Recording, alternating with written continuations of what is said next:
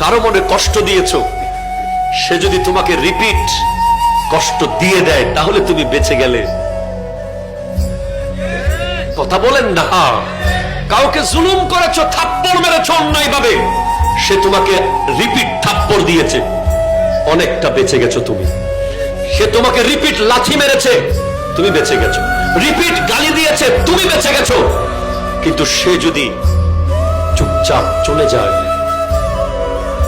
থাপ্পড় খেয়ে যদি চলে যায়, গালি খেয়ে যদি চলে যায়, আপন ভাইকে গলা ধাক্কা দিয়ে বের করে দিয়েছো জাগার জন্য, আপন চাচাকে এলাকা ছাড়া করে দিয়েছো, সে যদি চুপচাপ মসজিদের জায়নামাজে এসে বসে আর যদি বলে আল্লাহ সবাই ছেড়ে দিলে তুমি তো আছো,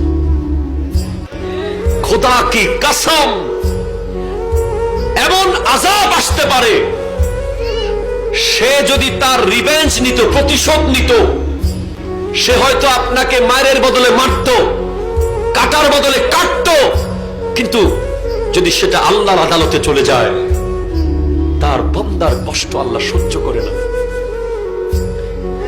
সহ্য করে না। হাদিসে পাকে আছে, রাস্তা থেকে একটা গাছের ঢাল সরিয়ে দিয়েছে। আরে কত গাছের ঢাল পড়ে থাকে রাস্তায়, একটা গাছের